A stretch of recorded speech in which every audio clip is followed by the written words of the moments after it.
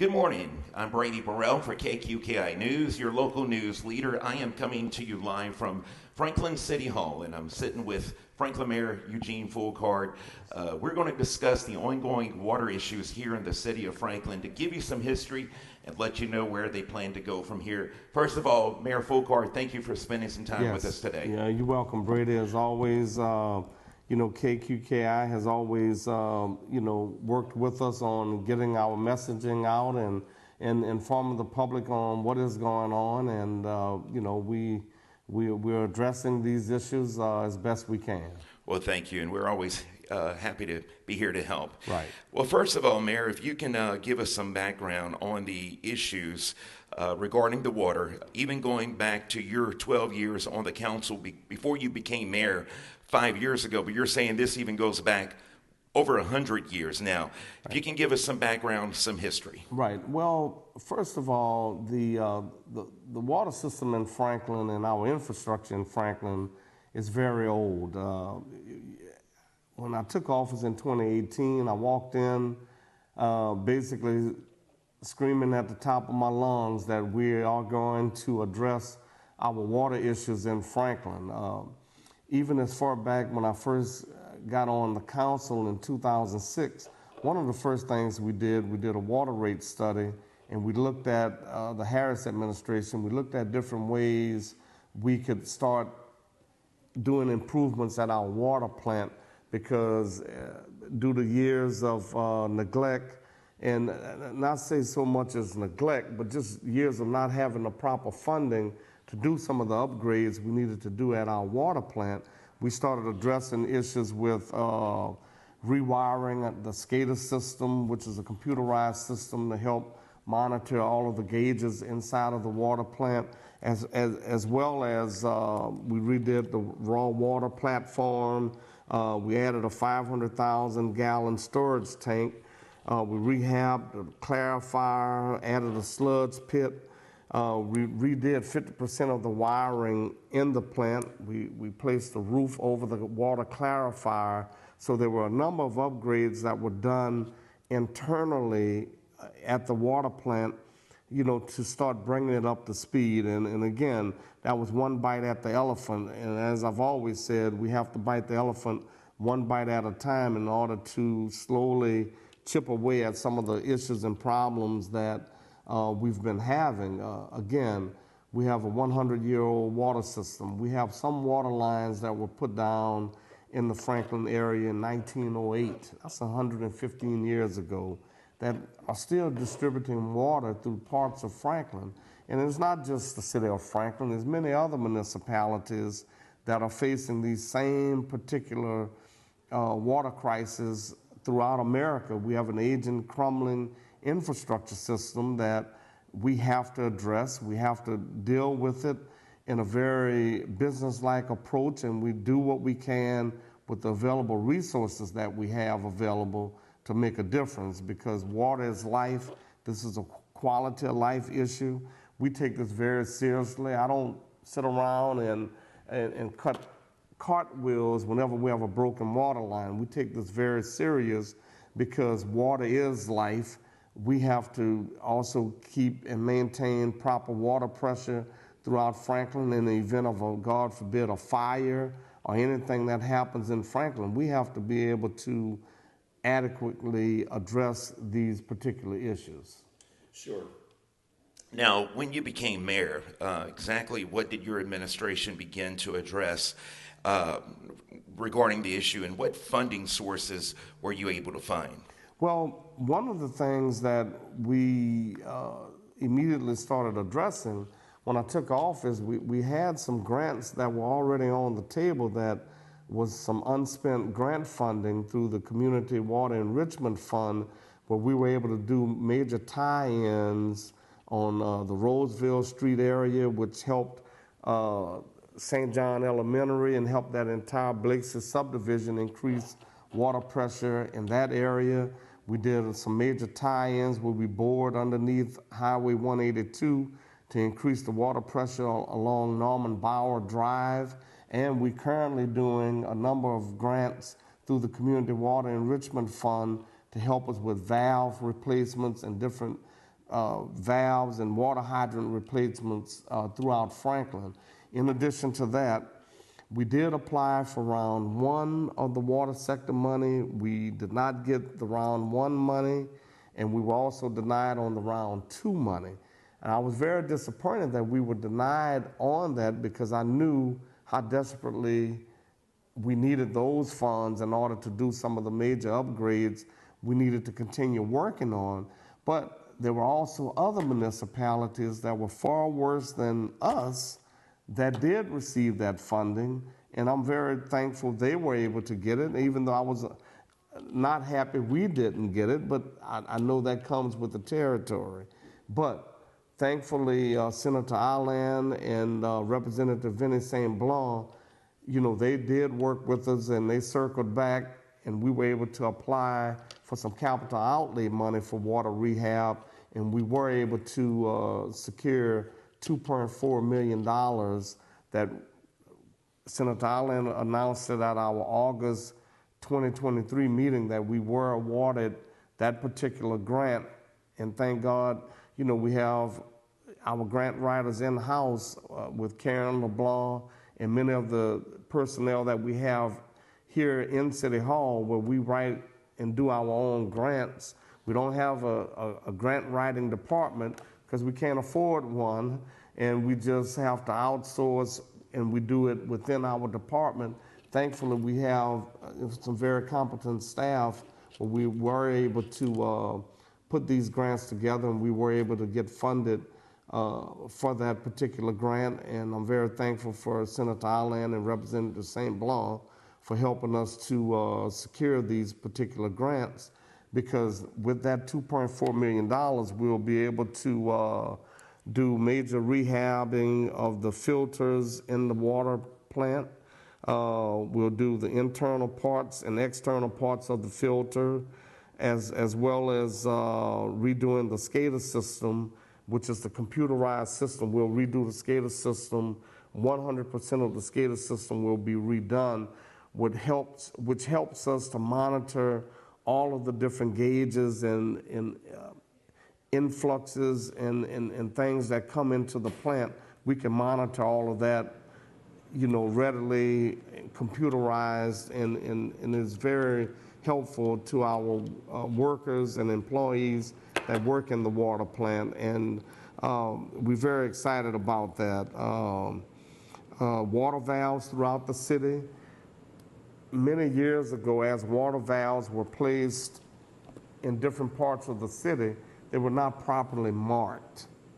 Now, with many of the new water valves that we'll be placing in different parts of the city, all of that will be done computerized so that we'll always know 30 years from now, whoever the next mayor will be, will have that access to know where his utilities director could find all of these different water valves, because with proper water valves in strategic parts of the city, it could help us seal off parts of the city where we don't have to shut the entire city down. We could seal off one block, seal that off, valve it off, fix that line, and then we keep it moving. And as we've replaced lines, we're going back in with brand new PVC valves and lines that we're replacing these with, so that we could continue to ensure that we get safe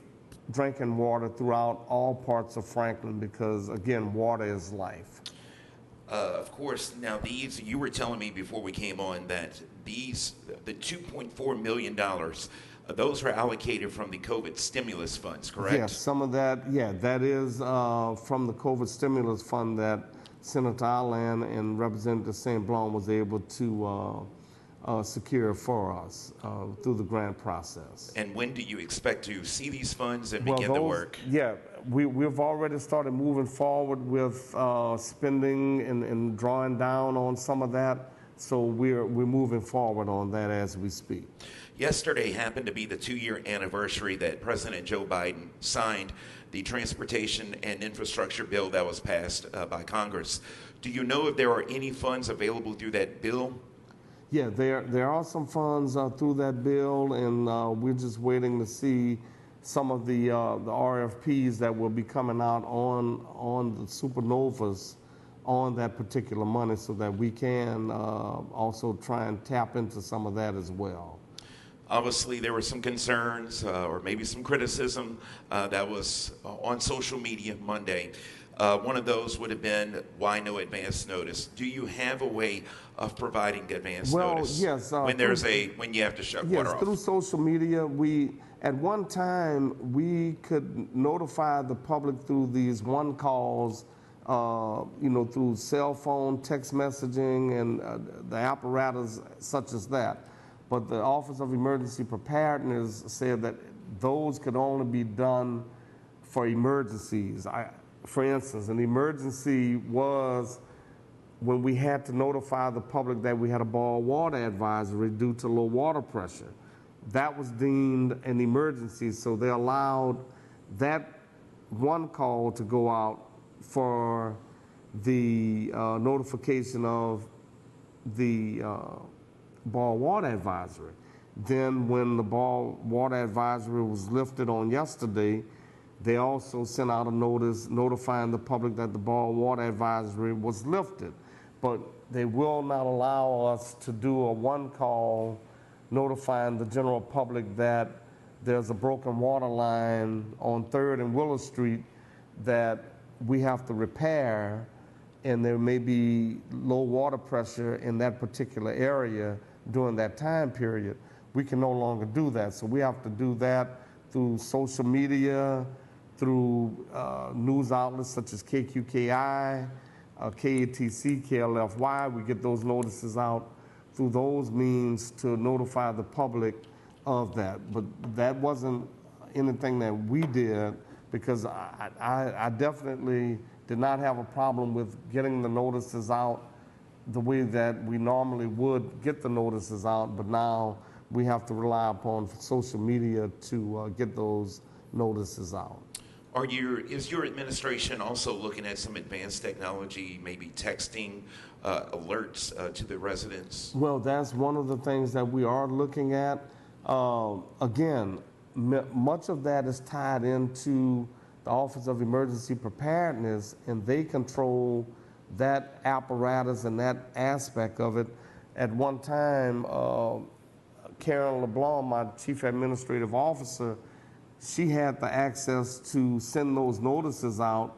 She could get into the system and send that out. Now, she does not have access to that system anymore.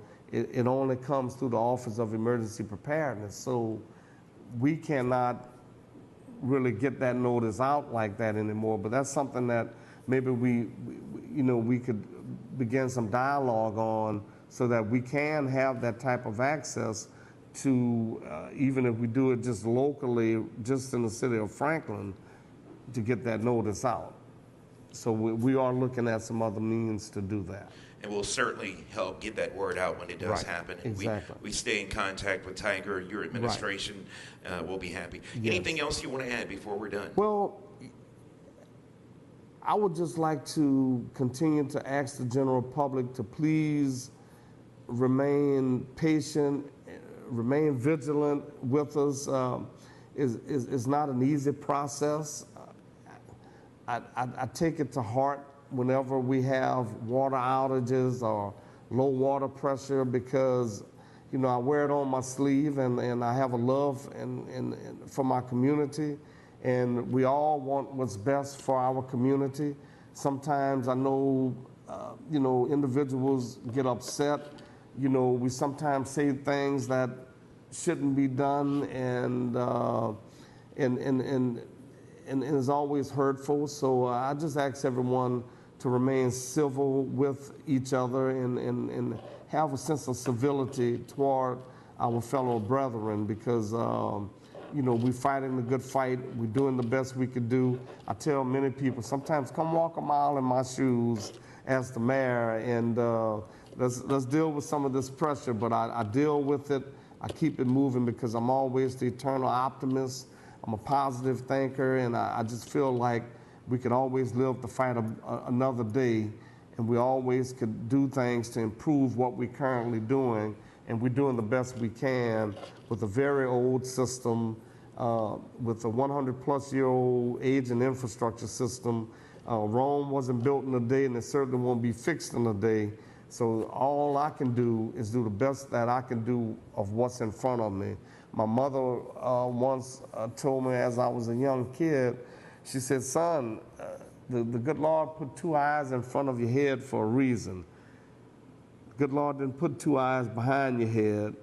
Your eyes in front of your head for a reason, and that is to look forward, to fight the good fight, and do the things necessary to make a difference, improve the quality of life, serve the people. Politics is business of the people, and treat people with dignity and respect, and let's do the things necessary to improve our city, make the necessary changes that we have to make. I've never been one to fault or lay blame on any prior administrations.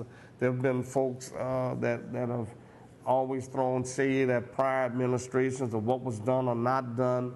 I'm not that type of person. I believe in doing what's necessary of what's in front of me. We keep pressing the mark forward to make a difference and do the things necessary to make positive changes in our community. And one of the things we're doing, we're attempting to address our aging water infrastructure system.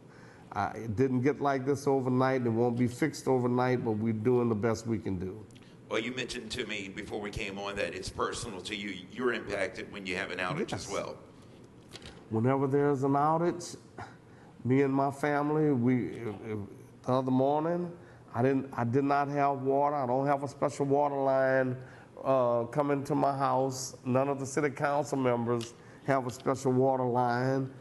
What's affected by the general citizenry, we're affected by it also. That's why I think government works best when it's closest to the people, because if there's a water outage, I know about it as well, and I feel it as well. So, we're just going to keep fighting the good fight. Well, thanks again, Mayor Thank you, Eugene Brady. Foulcard, for joining us today. Thank you. Yes, sir. Thank you. And I'm Brady Burrell for KQKI News, your local news leader.